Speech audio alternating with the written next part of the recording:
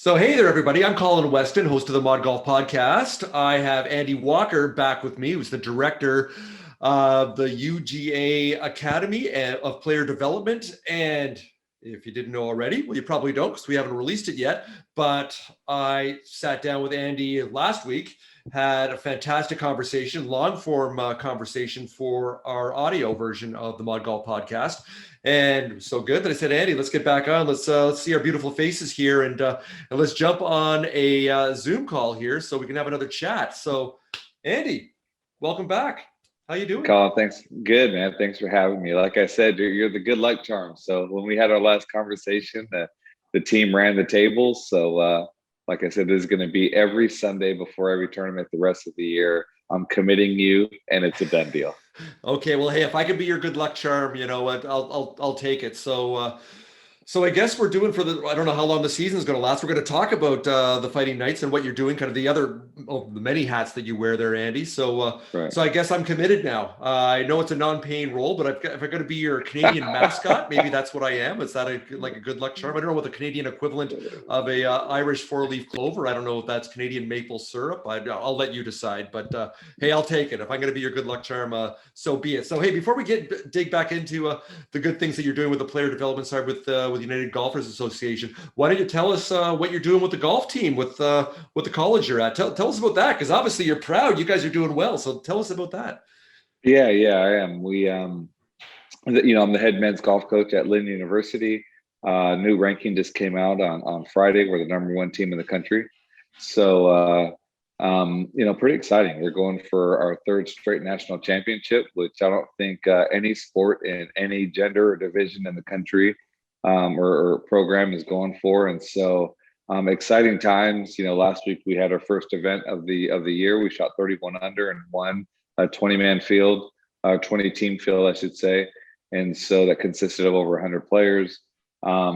This week we're down in Lakeland, Florida, at Lone Palm Golf Club, and we won this event 2 years ago. So it's a place that we have some good vibes at. A little different winds coming in this week. The greens are super hard and fast, which I think should play well to our hands because we spend a lot of time on lag putting and making sure that we keep the ball underneath the hole. So a lot of exciting stuff, and looking forward to getting started tomorrow. 36 tomorrow, so it's going to be a dark to dark day, and then 18 on Tuesday, and then head back to beautiful Boca Raton.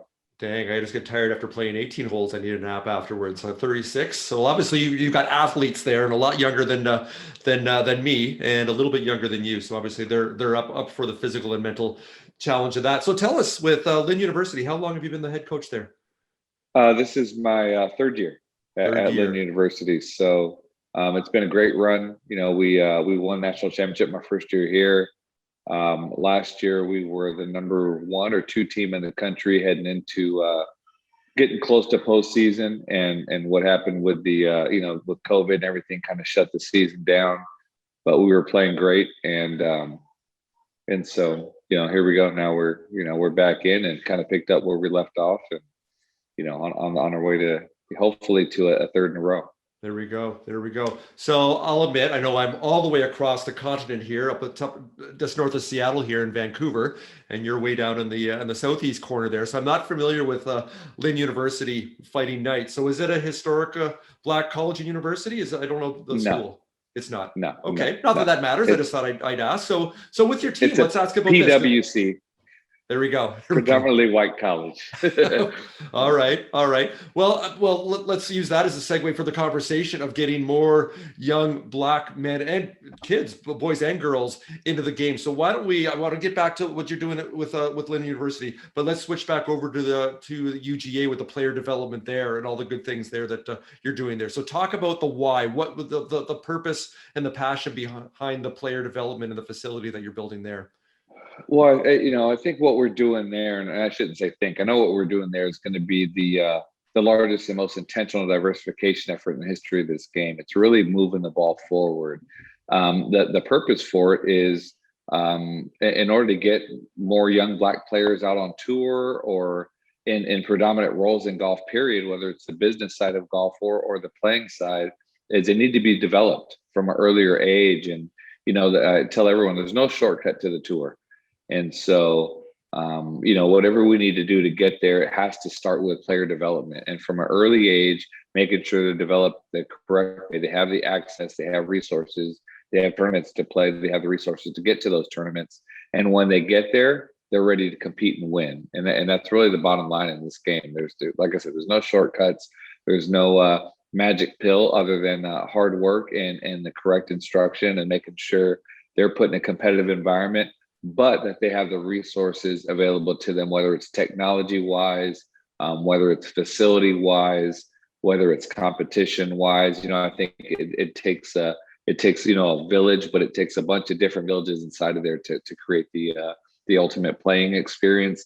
But those players will also move from that competitive environment into different aspects of the game, whether it's the club pro side of being a general manager, to a tournament director, to an accountant or marketing person within the golf industry, to agronomy. I mean, there's so many different roles. So we're going to prepare them from an early age and give them a warm welcome to a game that historically hasn't been so open, to welcoming people of color.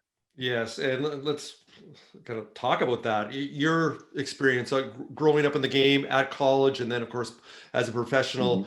I'm sure you've seen it all. You've seen some probably not so nice things out there.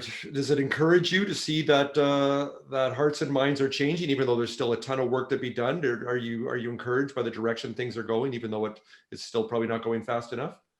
I am, and the thing is, I think everybody wants to do something right now. Everyone wants to help, and at least the ears are open, and right, and the minds and the hearts are open a little bit to seeing what could be done to kind of help move the ball forward. With that being said, I think it's going to take a lot of people that have been through some of the trenches to understand how to get out of the trenches. And I think there's a lot of suggestions made and a lot of things being done.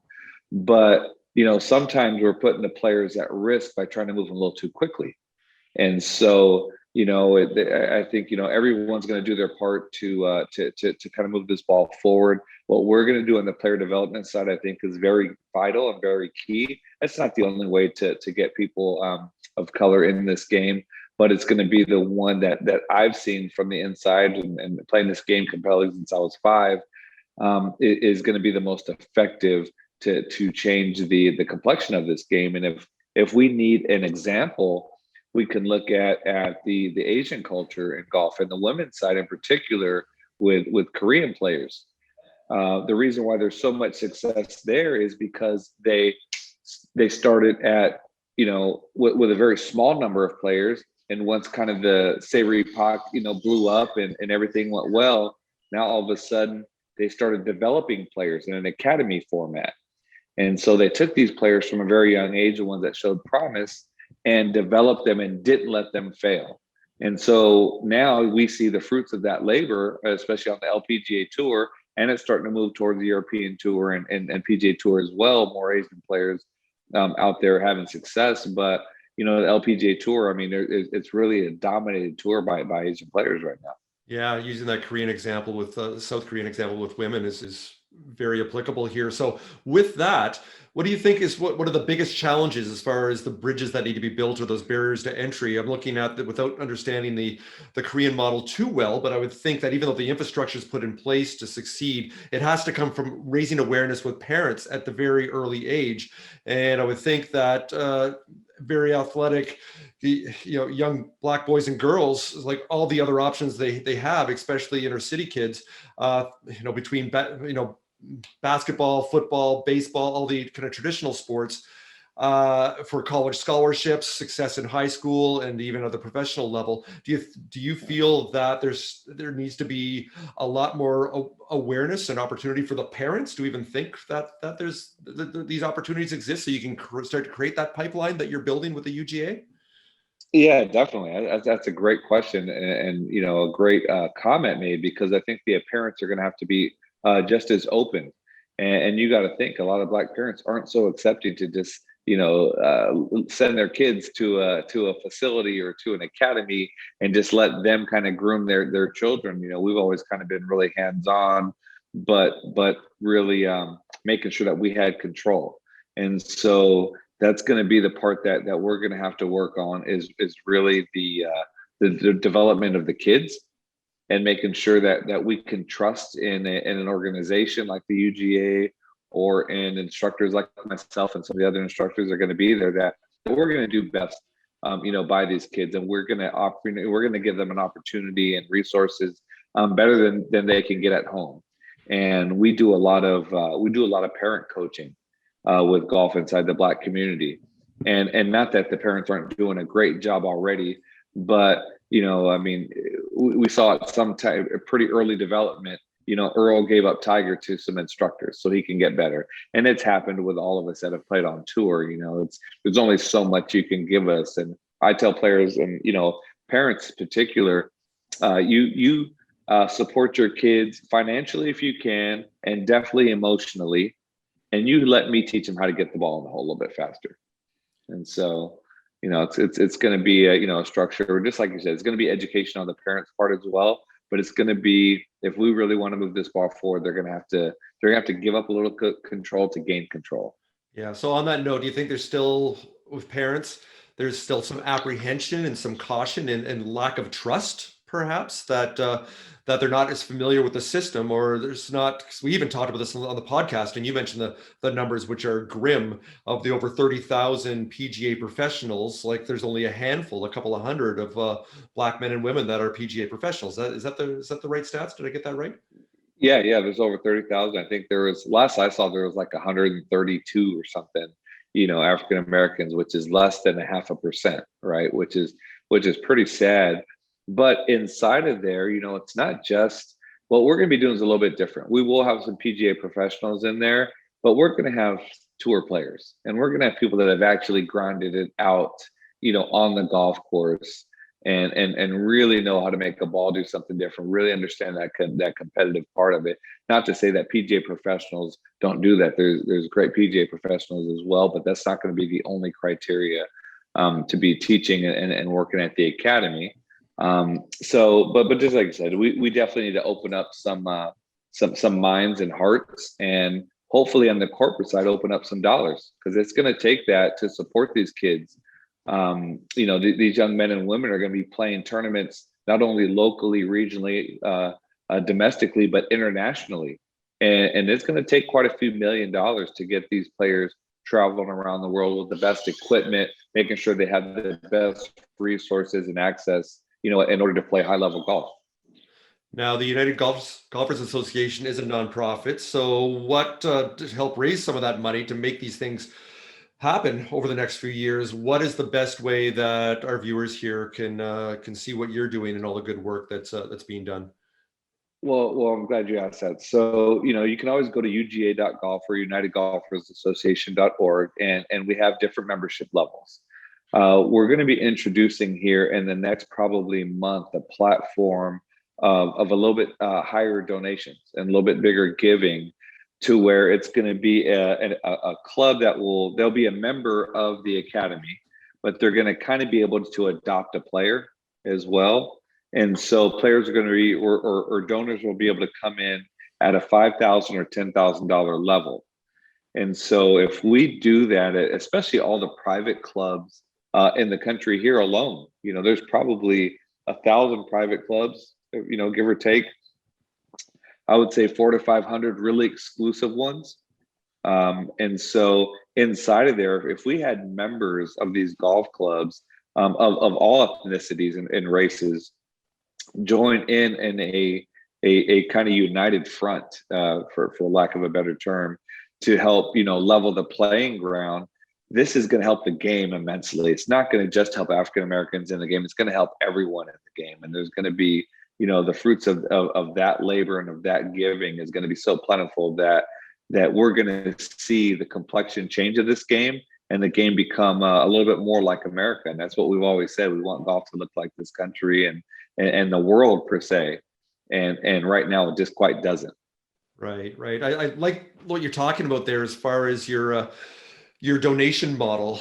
What you're doing with the UGA is very entrepreneurial and very startup like, the way you're looking to align people that to donate with the cause and what you're doing. And I think having it that they can donate directly to a player, it gives them something more tangible in a way that they can kind of wrap their hands around, rather than something maybe more abstract of where's my money going exactly, which That's right. is, I know always with nonprofits, there is some cynicism with the public with that. I know a great example of a startup, not a startup anymore, but a charity that started a couple of years ago called Charity Water. And rather than our cause is to provide clean drinking water to third world countries, it's like, no, we're drilling this well in whatever country it is, and this is what's happening, and we've got like live cameras and video on there, and you can actually see, so you know your money is going directly to the creation of that well and that drinking water for that particular community. It sounds like you're using a similar model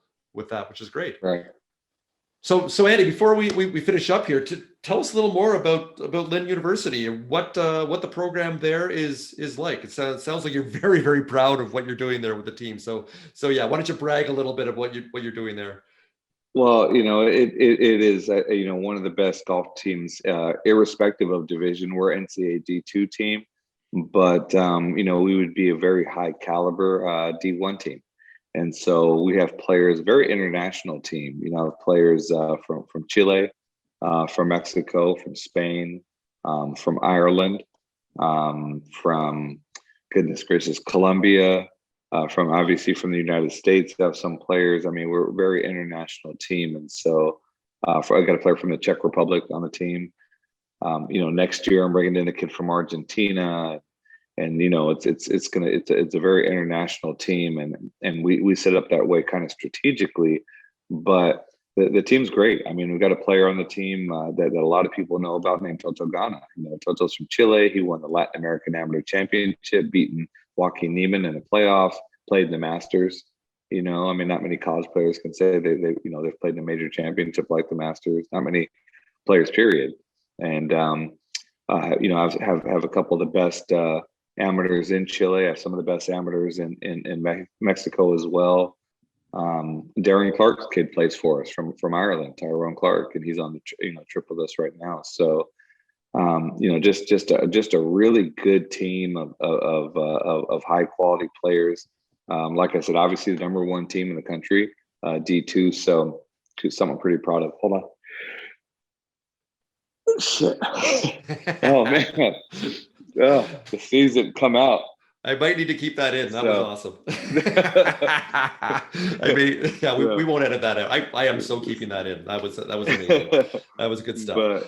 Well, sounds like you have a very international team there, and I think for everyone around the world, the more exposure we have firsthand with other people from different cultures, different languages, it only makes us stronger as athletes and as people. So I don't know how your Spanish was before, but I guess it's only getting stronger if it wasn't strong already. Yeah, it was okay. So I grew up actually speaking Spanish when I was young because my mom is Mexican. All right. So I knew a little bit of it, didn't use much of it, but when I got over here, it was like immersion, right? And so working on it, and it is getting a little bit better, but I'm sure the guys on the team wouldn't tell you that. Right. Ahora tú hablas español muy bien, ¿sí? Un poquito. Más o menos. Sí. Yeah. Más o menos, sí. And there you go. And that's all of the with my Duolingo 300-day streak. That's as far as I'm going to go with my Spanish right now. I think I'm 12% fluent, so I'm working on that. So yeah, but it was a strong 12% though. Yeah, that's the thing about speaking Spanish is say what you know like confidently, and don't get out of your box. Like stay in there. So Andy, I can keep talking to you for forever here, but we do want to have our viewers here also be listeners to our really great in-depth conversation that we had on the Mod Golf podcast. I will include the link to that down below in comments here, and I'll also include the links to United Golfers Association, so all of our viewers here can find out more about the good things that you're doing there. So Andy Walker, again, it's been great to see you, and I can't wait to this COVID thing to be done so I can make it to Florida and you and I can hang out and have a beer, and I can practice my bad Spanish with you. Sounds good. Don't be a stranger too much though. We have a tournament in about 2 weeks, so a Sunday night we're gonna get on for a couple minutes, set this straight. I'm very super. I'm serious. If you If need we that, I put am in there for belt, you. All right. Why don't we stop it there? Andy Walker, good to see you again. Good luck with the Fighting Knights, and I'm there for you next Sunday and every Sunday to be your good luck charm. Thanks, buddy. Thanks for having me, Colin. I All right. Good appreciate to it, see buddy. you. All right. Bye now. Bye-bye.